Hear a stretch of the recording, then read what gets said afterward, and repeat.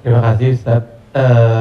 Kebetulan saya pribadi juga sebagai komedian Ustaz. Dan mewakili teman-teman semua, kakak-kakak, abang-abang semua, kita di panggung itu selalu menghibur. Namun ketika momen ada sesuatu yang harus kita keluarkan, kadang menjatuhkan orang, mulai dari fisik, mencela dan lain-lain. Yang saya mau tanyakan, apakah dengan niat kita menghibur menjadi catatan, apakah menjadi catatan dosa untuk kita? Terima kasih Ustaz.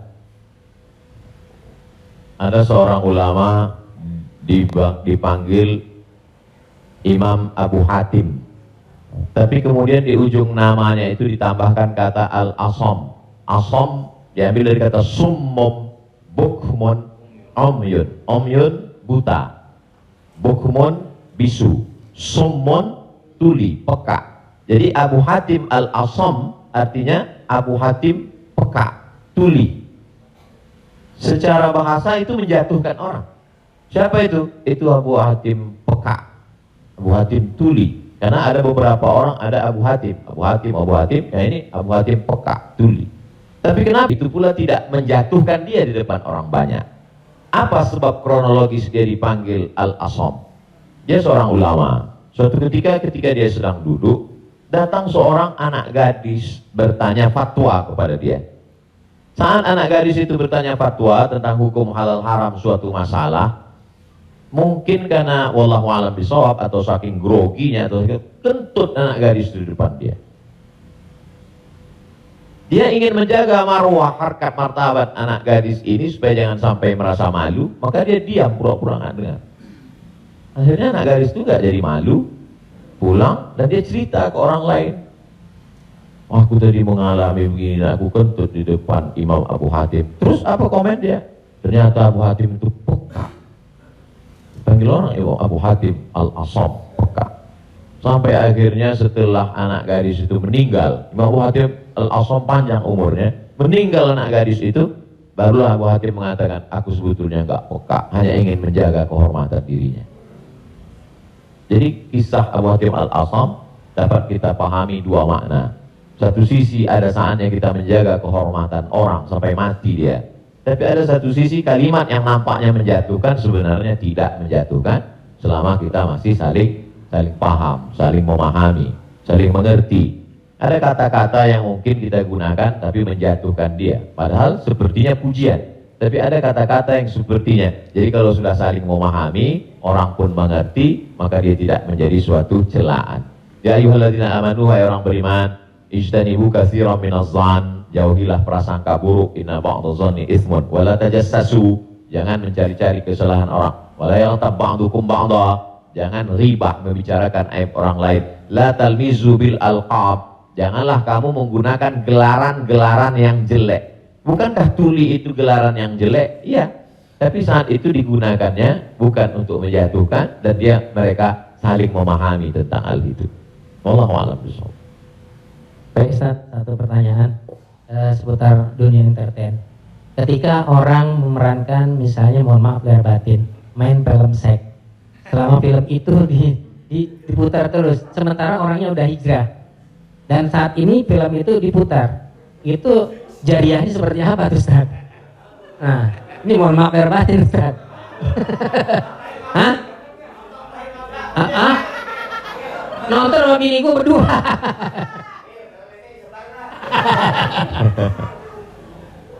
Man sanna fil islami sunnah, perbuatan yang baik, falahu ajruha, dia dapat pahalanya, wa ajru man amila biha, dan orang lain yang terinspirasi dengan itu.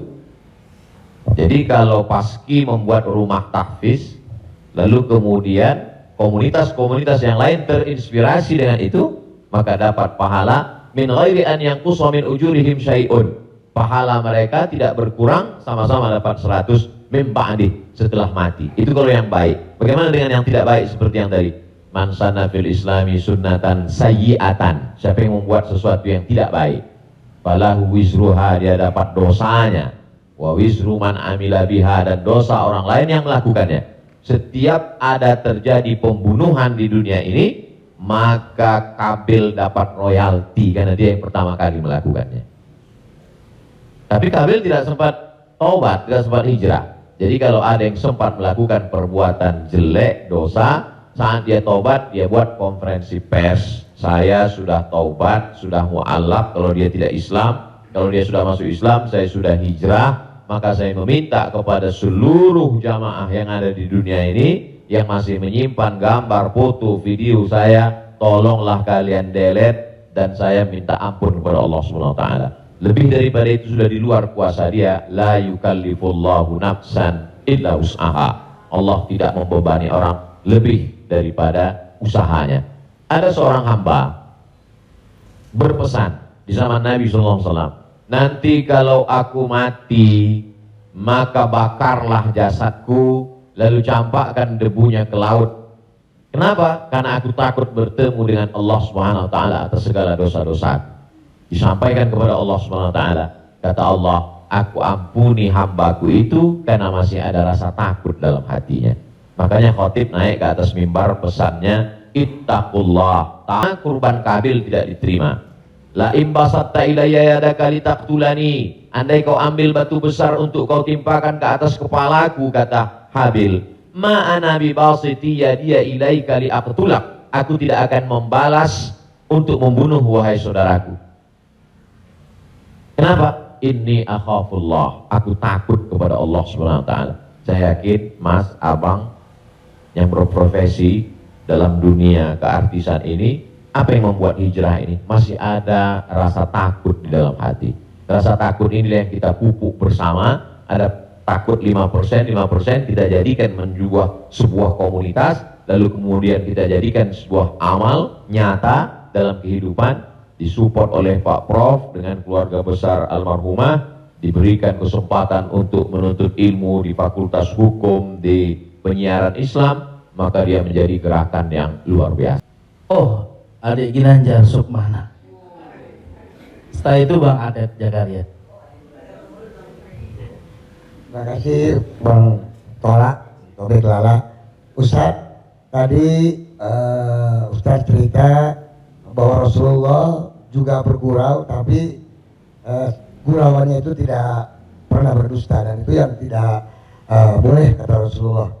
Sementara teman-teman pelawak, sadar atau tidak sadar, lawakannya itu banyak berdustanya juga Ustaz. Cari-cari, mengada-ada kan, karena memang tujuannya untuk membuat orang tertawa. Tapi kalau saya kan, maaf, saya bukan pelawak, saya peragawan Ustaz. Jadi peragawan pakai anak-anak. Jadi saya dengar dusta kan gitu ya. Contohnya kayak tadi gitu. Atau Bopak umpamanya dia mengatakan dirinya ganteng, dia cerita bahwa banyak cewek yang suka sama dia, itu kan berdusta Ustaz. Iya kan? Fitnah kan? Enggak, tapi kalau soal ketampak. Jadi mohon dijelaskan kembali oleh Ustadz Abdul Somad batasan bagaimana di dalam melawak yang tidak boleh berdusta, sehingga kalau memang ternyata pelawak tidak boleh berdusta dalam melawakannya, mungkin saya sedang pikir-pikir dulu untuk melanjutkan profesi ini Ustaz. Kita takut masuk neraka. Terima kasih Ustaz Abdul Somad. Assalamualaikum warahmatullahi wabarakatuh. Ada saatnya kita berilustrasi, menceritakan suatu kisah. Jadi sebetulnya para penulis novel Islam pun dia sebenarnya kisah itu ada juga yang fiktif atau dicampur antara nyata. Bahkan Buya Hamka menulis kisah campuran antara tenggelamnya kapal Panderwick adalah campuran antara nyata dan fiksi. Apakah ketika orang bercerita tentang fiksi itu dia berdusta? Tidak. Jadi kita bisa bedakan itu antara orang memang betul-betul dia berdusta. Kemarin saya melakukan ini suatu, padahal cerita itu tidak ada. Beda dengan dia misalnya katakan, saya ini Ustadz seorang peragawan, tapi peragawan pakaian anak-anak. Tidak, Mas Ginanjar tidak sedang bercerita, kemarin di mall saya memperagakan pakaian anak-anak Pak Ustadz. Ketika saya pakai pakaian anak SMP, semua ketawa. Itu dusta. Tapi ketika dia katakan cerita awal tadi, semua orang tahu kan pakaian anak-anak. Dia hanya sedang menunjukkan tentang dirinya secara sebenarnya di balik kalimat itu Mas Ginanjar sedang menjatuhkan dirinya di hadapan orang lain. Ya? Dan kita tertawa dengan dia menjatuhkan dirinya. Mohon maaf, bahwa beliau mengatakan fisik saya seperti anak-anak dan saya andai pun menjadi peragawan hanya sesuai memperagakan pakaian anak-anak. Hari ini orang tidak menjatuhkan dirinya, dia menjatuhkan orang lain, menjatuhkan tokoh agama, menjatuhkan ustadz. Ada suatu kesalahan dalam cara dia berpikir. Bahwa beliau menjatuhkan dirinya, dia tidak usah. Karena dia tapi dia tidak sedang berbohong. Dia hanya sedang bercerita. Insya Allah penjelasan saya itu bisa dipahami. Yang tidak bisa itu adalah ketika orang seolah-olah dia bercerita, dia kemarin saya sebuah cerita seakan-akan orang mengatakan dia nyata, padahal sebetulnya hanya bohong belaka supaya orang tertawa. Itu yang dilarang oleh Nabi Muhammad SAW. Wallahu a'lam. Baik, Assalamualaikum warahmatullahi wabarakatuh. Nama saya Ted Zakaria Ustaz. Saya pernah ketemu Ustaz di airport waktu itu mau berangkat umroh. Yang saya ingin mohon penjelasan dari Ustaz. Sekarang ini banyak pelawak-pelawak yang ikut ceramah juga. Pelawak sekarang ini dibutuhkan di mana-mana buat ikut ceramah. Padahal kalau kita lihat pelawak itu kemampuannya sangat minim, bahkan sudah menjual dengan harga yang mahal. Mohon penjelasannya Pak Ustadz, di mana bolehkah seorang pelawak itu melucu atau melawak di dalam satu ceramah? Nah, kita lihat yang namanya pelawak ini sekarang menjadi daya tarik sebelum ustadznya yang asli itu datang. Saya sendiri umpamanya berapa kali ngikut raja dangdut kemana, saya jadi bemper biasa di depan. Tapi saya mengingat bahwa ilmu saya belum sampai ke situ. Tapi saya memaksakan diri untuk menarik. Saya sadar bahwa ilmu saya belum seberapa untuk ke masyarakat yang penuh itu. Mohon penjelasannya Ustaz. Terima kasih. Assalamualaikum warahmatullahi wabarakatuh. Waalaikumsalam warahmatullahi wabarakatuh. Bedakan antara da'i dengan alim fatwa. Da'i dia mengajak orang ke jalan Allah. Sedangkan alim yang mengeluarkan fatwa, dia adalah orang yang berijtihad. Apakah dia berijtihad sendiri mengambil dari Quran, sunnah, ijma', qiyas, syar'u man qablana, satu zara'i, qalu sahabi, isya kitab kuning. Jadi jangan kita pukul rata. Jadi jangan nanti ketika ada di antara sahabat-sahabat dari paski mengajak orang sholat, ngajak puasa sunat, lalu kemudian di antara kita, ngapain ente ngajak-ngajak saya sholat? Ente kan bukan ustadz. Padahal mengajak orang berbuat baik adalah kewajiban kita semua. Nahnu du'an qabla kulli syai'. Sebelum jadi apapun, tugas utama kita adalah mengajak orang berbuat baik. Kuntum khaira ummah, kalian umat yang terbaik. Kapan kita menjadi umat yang terbaik? 3. Ta'muruna bil ma'ruf, ajak orang buat baik. Wa tanhauna 'anil munkar, larang orang buat mungkar. Wa tu'minuna billah, beriman kepada Allah. Jadi kalau hanya sekedar ngajak orang sedekah, ngajak donasi buat rumah tahfiz, ngajak ngumpulin beras untuk santunan yatim fakir miskin, maka pelawak, boleh penyanyi, boleh polisi, boleh siapapun. Karena itu tugas sebagai seorang muslim, amar ma'ruf nahi mungkar. Yang tidak benar itu adalah ketika dia sudah dianggap sebagai ustadz dan ditanyakan suatu masalah dan dia terdesak, akhirnya dia bicara padahal dia tidak mengerti. La taqfu ma laysa laka bihi ilmun. Jangan kamu bicara pada sesuatu yang kamu tidak tahu. Inna sam'a, telinga, wal basar, mata, wal fuad, hati dan pikiran, kullu ulaika kana anhu mas'ula, kau akan disoal, kau akan ditanya, diminta pertanggungjawaban di hadapan Allah Subhanahu wa taala.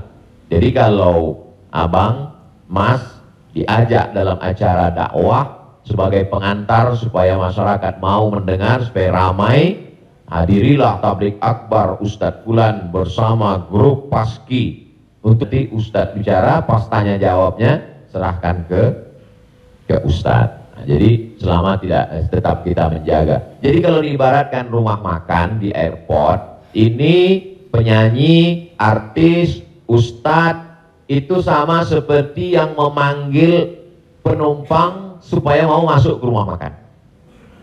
Bapak Ibu saudara sekalian yang mau perjalanan, silakan mampir ke tempat kami, silakan mampir ke rumah makan kami. Ini yang ngajak. Nanti setelah orang mampir masuk ke dalam, baru dia ketemu spesialisnya. Yang mau makan soto di sana, yang mau soto Medan di sana, yang mau soto Betawi di sana, yang mau bakso di sana. Begitu lebih kurang. Karena masyarakat kita belum sampai pada level ngaji. Masyarakat kita ini 3 level. Pertama, level 1 yang memang sudah ngaji sama para habaib, baca kitab kuning, serius, hatam dari A sampai Z. Ini memang nggak perlu pakai pemanggil tadi. Yang kedua adalah level yang masih mau ke masjid, tapi juga tergantung SMS kemana ngajak. Ngaji oke, kesini pun oke. Ini yang level 2. Yang level 3, ngelihat masjid pun masih takut. Makanya saya kalau tablik akbar pengajian ke daerah, itu saya bagi 3. Ada pengajian yang saya memang nggak mau di masjid, saya pengajiannya maunya di lapangan sepak bola, di stadion, supaya sampai ke Grace Road. Ada level 3 yang belum mau ke masjid. Saya terus terang Ustadz, ini masih mau, masih bercampur. Jadi kalau ada orang yang ngejek, apa itu, dakwah apa itu, pengajian apa itu, kenapa melibatkan artis?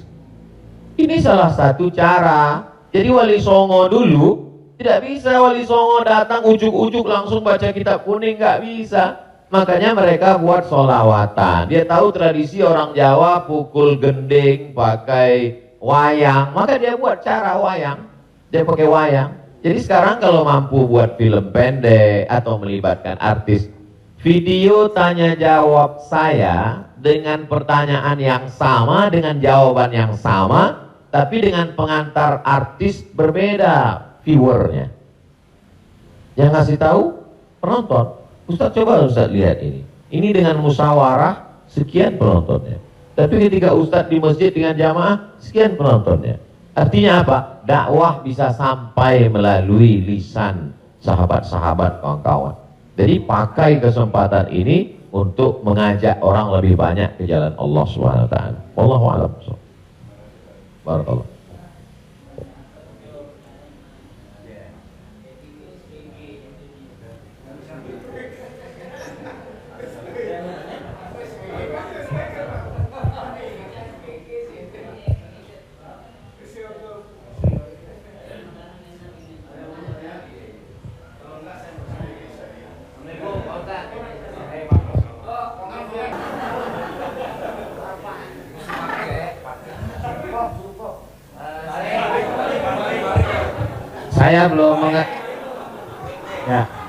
Saya belum paham yang dari Pak Ustadz bilang apa wasaah apa wasi.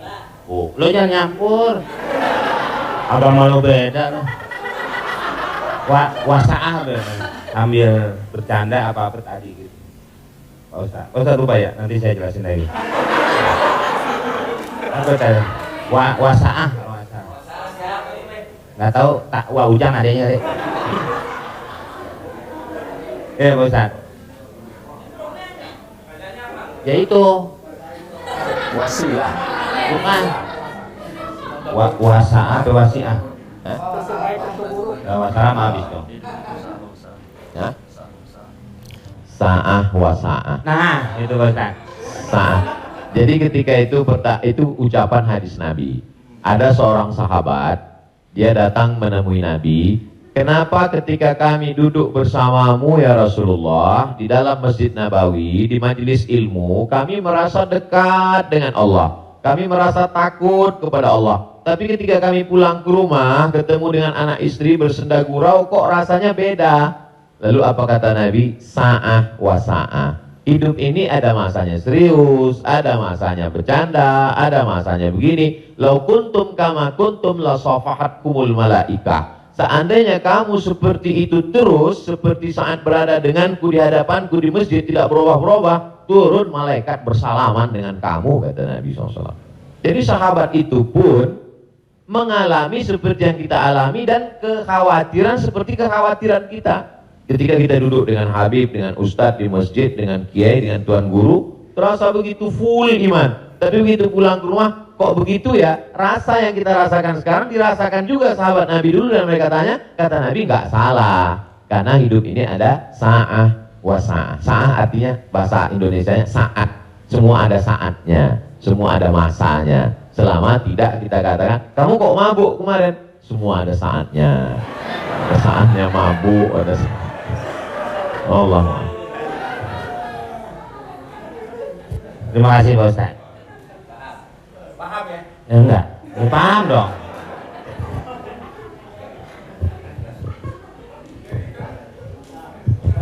Mungkin dari sini ada. Tapi satu lagi pertanyaan, saya mau nanya. Pak Ustaz, ini masalah saya pribadi. Jadi saya ya ada masukan juga ketika hukum riba. Mobil itu ya, itu umum ya kan. Jadi mobil kita jual, kemudian kita coba berusaha cash. Saya untuk menghilangi kredit. Nah, saya mau tanya, ini juga amanat dari keluarga saya, dipastikan lagi, boleh nggak, Kiai, kita kredit mobil? Padahal ini menjadi hal penting bagi saya untuk mobilisasi kemana gitu. Saya punya anak kan tadi baru kelar UIN, jadi ini saya lagi diceramai gitu. Papa sudah lah Pak, jual Pak, kita nggak usah dulu, lillahi ta'ala aja. Ya saya bilang ini lillahi ta'ala agak susah, nah, dia bilang gitu. Tapi ini real, saya jual, saya mencoba untuk beli cash, nungguin cash lama. Jadi jangan suka buka aib orang, Mbak.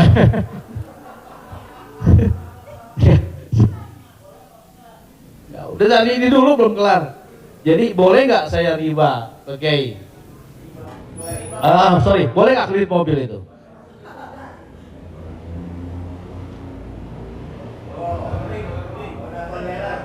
Alhamdulillah CRV jadi baru.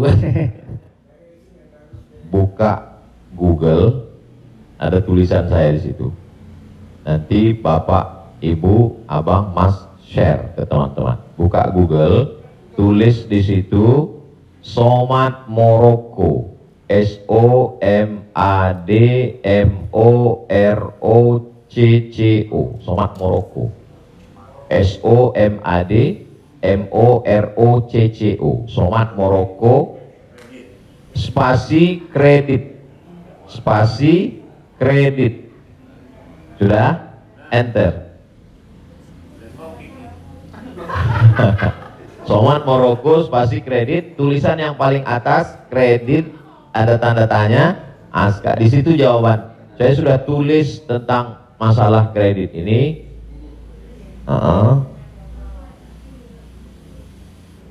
Di situ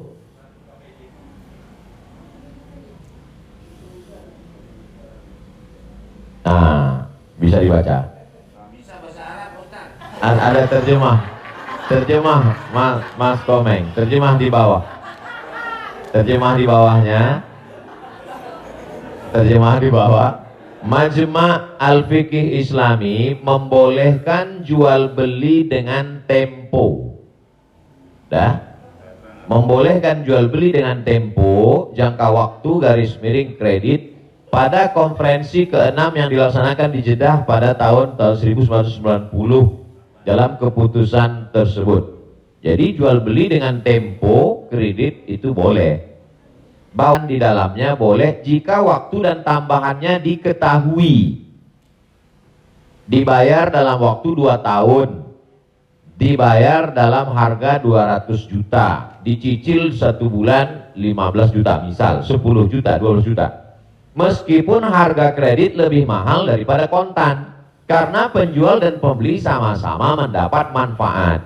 Penjual mendapat manfaat tambahan harga dan pembeli mendapat manfaat tempo jangka waktu. Disebutkan dalam Sahih Al-Bukhari. Apakah di zaman Nabi ada kredit? Ada. Dalam Sahih Bukhari, Sahih Muslim, bahwa Barirah itu manusia. Waktu itu masih boleh jual manusia, hamba sahaya. Bahwa Barirah dijual oleh tuannya dengan cara kredit selama 9 tahun. 1 tahunnya dibayar 40 dirham. Ini menunjukkan bolehnya jual beli kredit. Kesimpulannya, uang dengan barang boleh, tapi uang dengan uang riba. Prof, saya pinjam uang 200 juta. Nanti saya bayar 220. Haram, riba. Tapi ketika saya beli mobil, Prof, saya cicil tiap bulan, maka lunas dalam waktu 1 tahun, itu tidak riba, karena akadnya uang dengan barang. Yang jadi masalah ketika kita pergi ke dealer untuk beli mobil, kita katakan kita tidak punya uang cash, dia tidak mau langsung transaksi dengan dia. Akhirnya transaksi kita adalah uang dengan uang. Uang dengan uang, bukan uang dengan barang. Lalu apa solusinya? Pergi ke bank syariah. Kenapa di bank syariah uang dengan barang? Assalamualaikum, waalaikumsalam. Bank syariah, saya mau beli mobil. Terus mau pinjam uang. Kata bank syariah, kami tidak melayani peminjaman uang dengan uang, karena uang dengan uang berbunga haram. Bapak sebetulnya mau beli apa? Mau beli mobil. Kata orang bank syariah, mobilnya kami beli. Bank syariah membeli mobil. Setelah itu bank syariah menjual mobil itu ke kita. Maka akadnya kredit sama seperti Barirah dibeli pada zaman Nabi, kredit 9 tahun. Jadi akadnya adalah uang dengan barang. Begitu. Allahu a'lam. Ya alhamdulillah. Beli lagi, Shelby. Kembali lagi pakai syariah. Selanjutnya siapa yang mau bertanya? Silakan umum sekarang. Bang Dery mau nanya? Oh, yang ibu-ibu aja, ibu-ibu.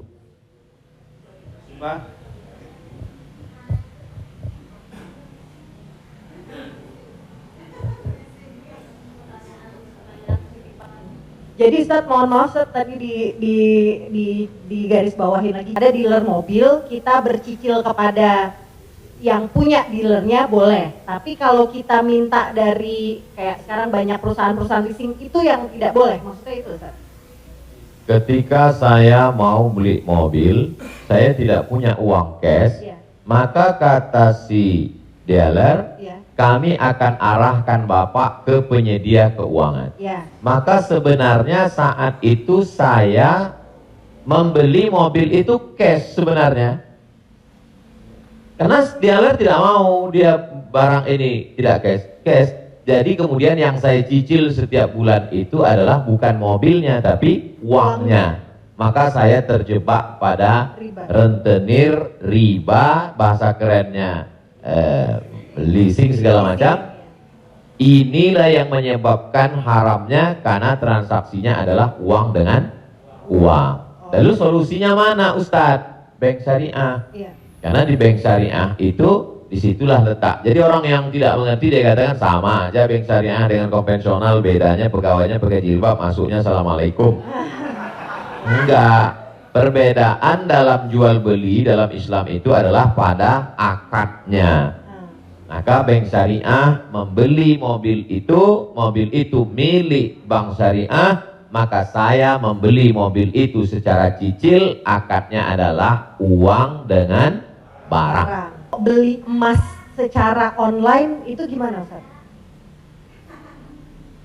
Sebagian ulama mengatakan membeli emas secara online tidak langsung dan dicicil riba. Rupiah. Lalu kemudian yang jual ini kan emas.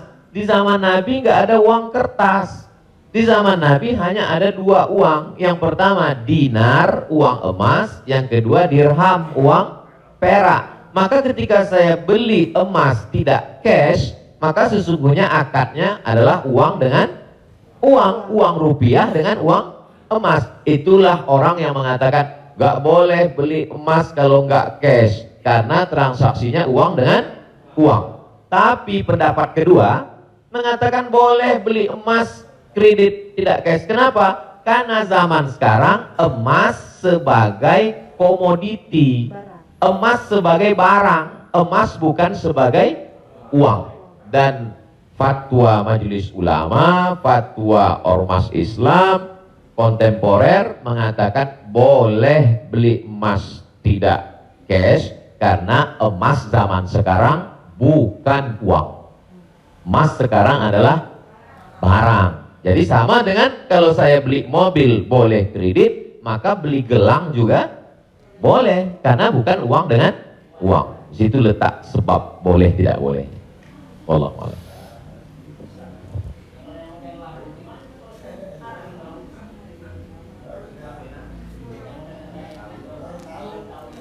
Yang sudah banyak-banyak taubat nasuha, sholat sunat, istighfar. Kalau sedang dalam proses, bisa dibom, ada aset yang bisa dijual untuk ngebom supaya selesai, jual lah. Tapi kalau ini aset pokok, tidak boleh jual rumah, karena rumah pokok, sama seperti makan. Ini kalau saya jual aset ini, saya bom, meledak semua Ustaz. Ini Hiroshima, Nagasaki hancur semua. Maka nggak boleh. Azam, tekad dalam hati, saya mencari nafkah, saya lunasi sampai habis, nanti setelah ini saya tobat, berhenti. Tapi kalau bisa jual satu petak ini, lalu ditutup ini, lakukanlah untuk melepaskan diri dari riba. Karena riba itu 5 ancamannya. Yang pertama, alladzina ya'kuluna riba la yaqumuna illa kama yaqumul ladzi yatakhabbathu syaitanu minal mas. Orang yang makan riba nanti bangun bangkit dari kubur ketika di padang mahsyar seperti orang kerasukan setan. Yang kedua, ayyumalah min nabata min haramin fannaru aulabi. Setiap daging di badan tumbuh dari yang haram, maka tempatnya api neraka jahanam.